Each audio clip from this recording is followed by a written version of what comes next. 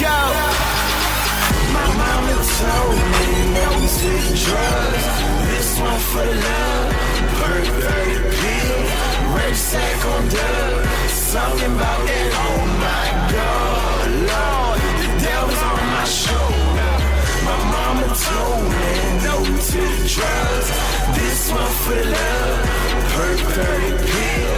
Red sack on dub. Something about that. Oh my God, Lord. The devil's on my shoulder. Go hard without the paint. I'm a dog, what the fuck you think? I eat pain, no flinch, no blink. Grown ass woman all day, no kinks. I keep shit raw, nigga. Hold your balls. And if you like meat and shit, hold your bras. When voice in the building, shorty, she shut shit down. How can I not? To the queen, y'all all must bow. Get out my way, shorty, cause I hate clowns.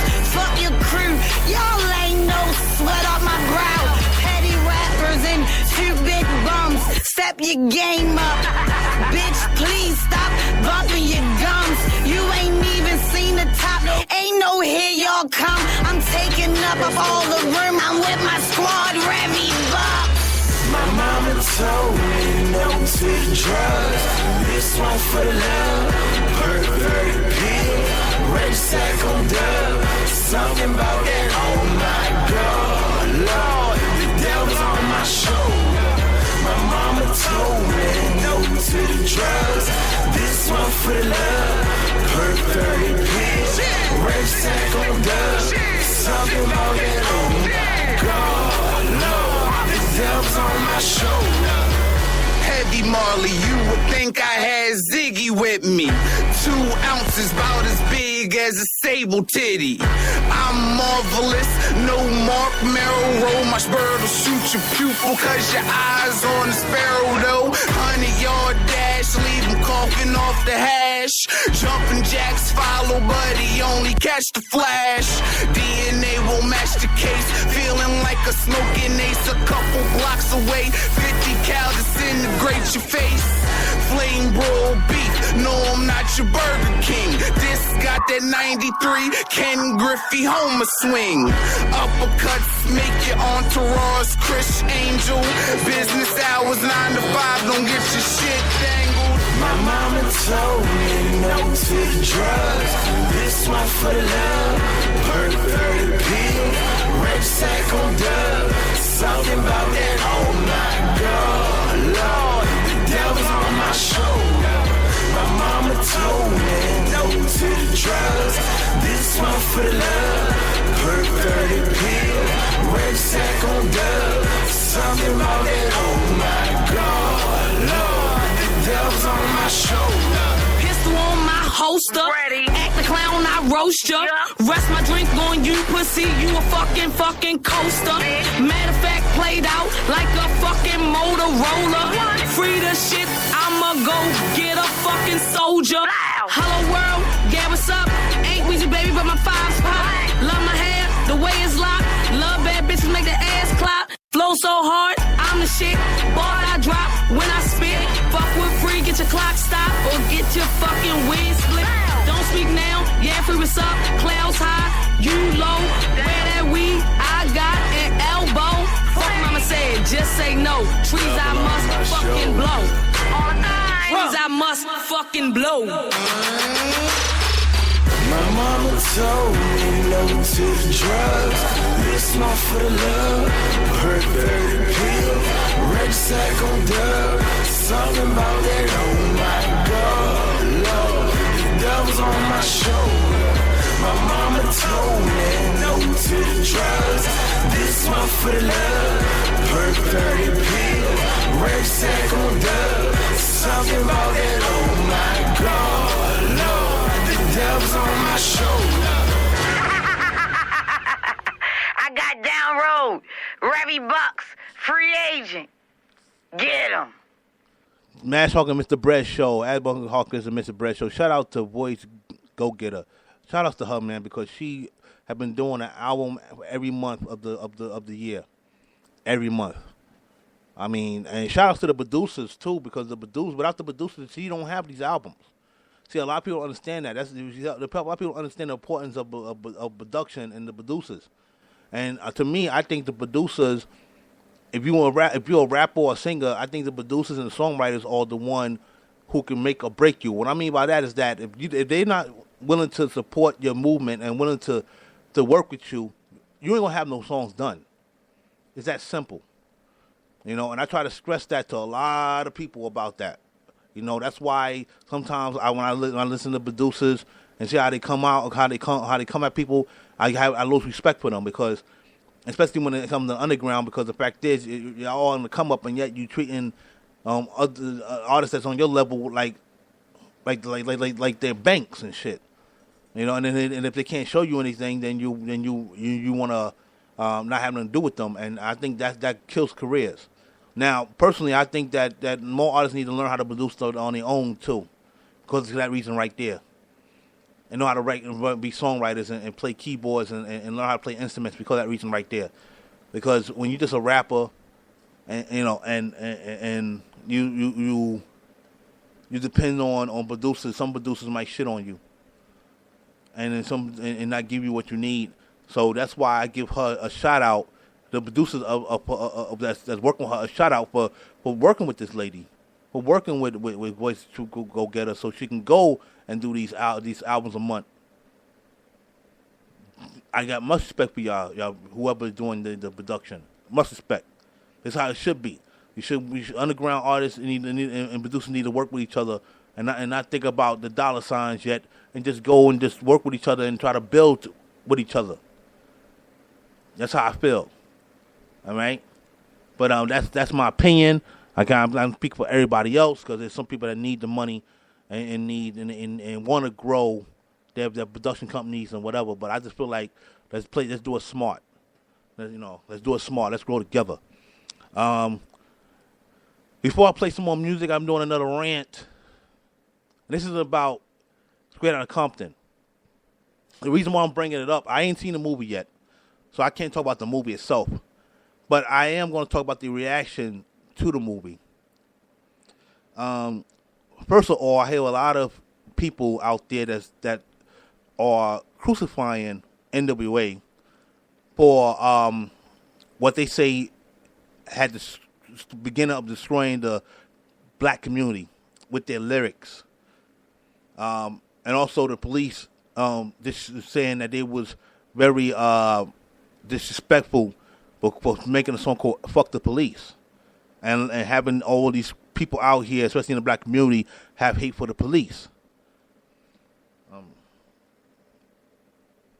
All I gotta say is this: that was 1988. In 1988, there was a lot of shit going on in the black community. Some was good and some was very bad.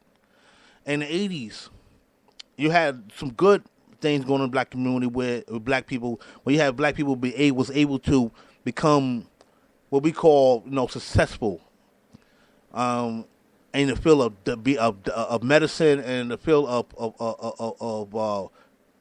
of political, and in the field of also law enforcement, and justice department, being lawyers. And then you had a lot of athletes too that actually became successful in the 80s, and a lot of black people starting to become sophisticated and became very, very, very valuable to the society. So that was one part of the 80s. But the other part was it was the dark side in the black community that we all know about, where you had a lot of gangs and you had a lot of drugs and a lot of crack on the street and a lot of pimping, a lot of prostitutes, a lot of people taking crack, a lot of people selling crack, a lot of people doing a lot of things that was basically was not good for society. But this is why I defend NWA in the first place, because they lived on that dark side, and this is what they all knew. Now, yeah, they could have had songs of positive to tell people not to do these things in the community, but they was just reflecting it, because you know why they was reflecting it? Because they was crying out. They was crying out. People don't understand that. They was crying out. They were just saying that this is what we do in our communities because of the fact this is what we have to do. You know what I'm saying? We don't have to do it, but this is what we wind up doing at the end of the day because we don't have good role models around us. You know? So there was a reflection. It was a reflection of the black community, the poor black community at the time. That's what it was. That's all it was. You know? But people don't look at it that way. People automatically assume that they made it worse, or they assume that NWA made it bad when it was already bad. That's the thing that really bugs me out. The beginning of the poison of the black community. Are you crazy? It was already poison in some of the communities.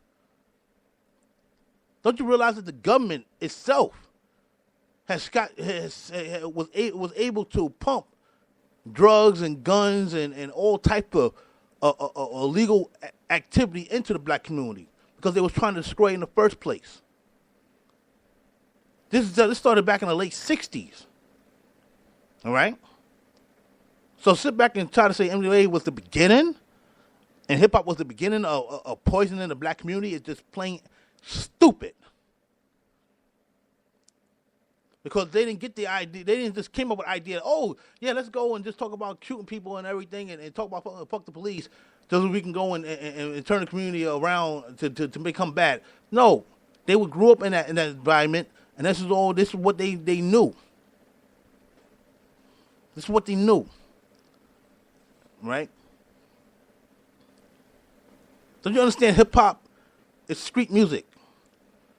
And I'm not surprised that this happened.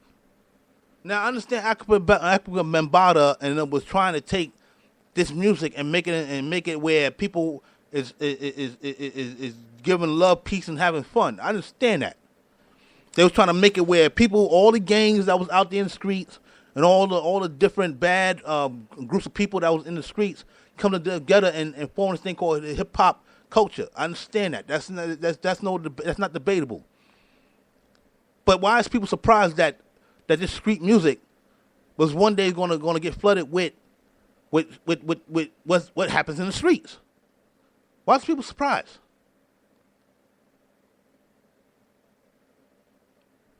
People, especially when you have communities that's not even being helped to make sure the kids stay off the streets. So one day they won't wind up talking about, oh yeah, I got drug money and all this stuff. What's up with the education system? You talk about you want these kids to be good kids, but don't have no resources to help them out. What kind of asinine shit is that? You want these kids to behave, but you don't want to give them resources so they can become better citizens. You don't want to give them a good education. You don't want to you want them to work twice as hard to become smart with bullshit ass education system. While people who's more richer and of a different race don't have to work that hard because they get good schools. That makes no sense to me. That makes no sense to me. Now I know I overheard that some of the NWA members did go to good schools and wasn't out there like that. I'm not gonna name them because I already know in my head which ones they was talking about. But there's some that actually lived that street life, and I think you know who I'm talking about.